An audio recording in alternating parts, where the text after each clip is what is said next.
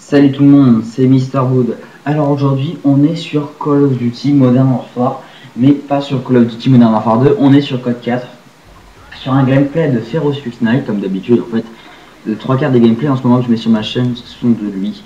Donc je vous conseille vraiment d'aller vous abonner à sa chaîne, ou au moins d'aller voir, d'aller jeter un oeil. Il y aura le lien dans la description, parce qu'il fait vraiment un super boulot, et je vous conseille vraiment d'aller voir ça. Alors, c'est vrai qu'il y a peu de vidéos sur Call of Duty 4 que je vois des commentaires, donc j'ai décidé d'en faire un. J'ai aussi un projet de faire un commentaire sur Battlefield 1943. Vous me direz dans les commentaires si vous voulez que je fasse plutôt des commentaires sur Battlefield, Code 4, Modern Warfare 2 ou alors Black Ops. Vous me direz tout ça dans les commentaires. Bah, je ferai ce que vous voudrez, écoutez. Voilà, alors il joue avec l'AK en or, ça c'est un des gros points forts de ce jeu, c'est le camouflage en or que je trouve vraiment magnifique.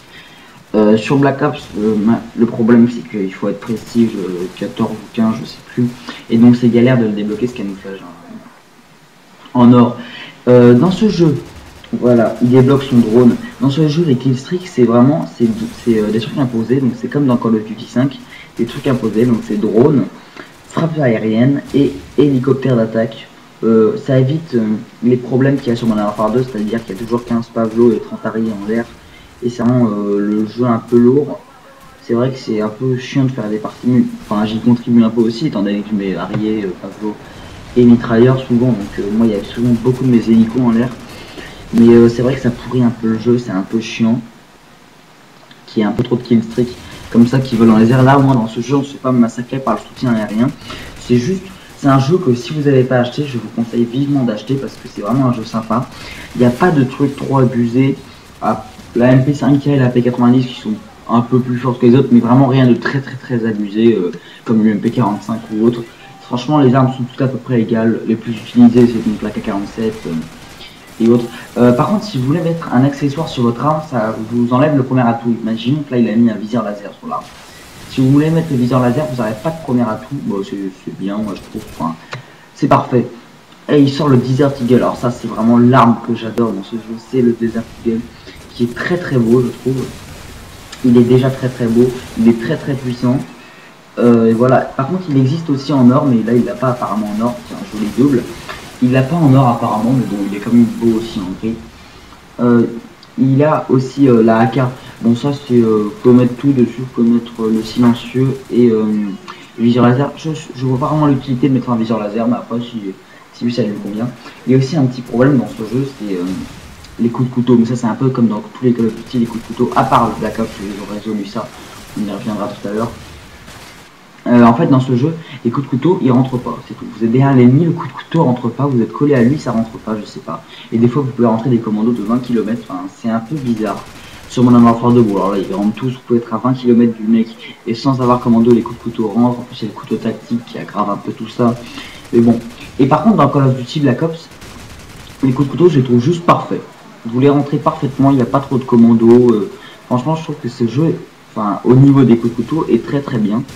Après, voilà, c'est pas non plus... voilà, mais il y a quand même le couteau balistique avec des rushs marathon poids plume, mais on en voit beaucoup moins parce que c'est pas super, à part sur Knockdown, et franchement, je trouve ça bien. Il y a un truc dans le jeu aussi, c'est si vous débloquez par exemple votre drone, mais que vous le lancez pas tout de suite, et que vous débloquez votre frappe aérienne, bah tiens, en parlant de frappe aérienne, jolie triple, je n'ai jamais eu le gameplay, hein, comme dans tous les commentaires qu'il y a sur ma chaîne, quand je les commente, c'est la première fois que je vois le gameplay. Dans un mois, je pense que je vais pouvoir enfin commenter mes gameplays, je vais pouvoir enfin rejouer dans un mois à peu près. Et ça pourra enfin être mes gameplays, je pense que ça sera mieux pour moi. Et donc voilà, il y a aussi dans ce jeu voilà, ce qu'on appelle Mastodonte. C'est à la place des deuxièmes atouts, donc à la place de force d'opposition. Ça vous fait une sorte de morphine continue. C'est-à-dire que pendant toute la partie, même si vous... pendant toute la partie, si vous sélectionnez cet atout, vous aurez plus de vie. C'est-à-dire que au lieu de 3 balles d'A47, il en faudra 4 ou 5, je sais pas exactement. Mais bon, c'est un peu un atout de noob entre guillemets si je puis dire, mais il n'y a rien de très grave et je pense que ce jeu est vraiment bien. Les lance-patates sont pas abusés. Bah tiens, il rentre un coup de couteau, moi qui disais que ça rentrait pas. Les lance-patates sont pas abusés, il n'y en a pas beaucoup. Franchement, c'est vraiment un jeu super. Et ce qui est bien aussi, c'est que, enfin, d'après moi, après c'est chacun son avis sur le sniper, c'est que tout le monde joue au sniper, enfin les 3/4 des gens, enfin pas les 3/4 mais une bonne partie joue au sniper. et ça rend très bien. Enfin, il y a beaucoup de montage sur Call of Duty 4 ou M40A3 ou R700. Moi, quand je vais sur ce jeu, c'est uniquement pour faire ça. Et quand je suis en train de d'enregistrer avec mon Dazzle, et ben c'est uniquement pour ça. Dans ce jeu aussi, si vous allez en recherche et destruction ou en match à mort par équipe ou autre, il n'y a pas de killcam, c'est-à-dire que vous tuez les mimes, on ne montrera pas la killcam. Bon, bah, ça c'est un petit défaut, mais c'est pas un défaut très grave. Il y a 10 prestiges avec 55 niveaux chacun.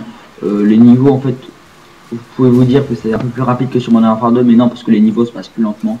Au niveau des prestiges, c'est vraiment comme Modern Warfare 2, sauf que bon bah évidemment tout le monde fait le lobby, donc tout le monde passe prestige 10 en hackant.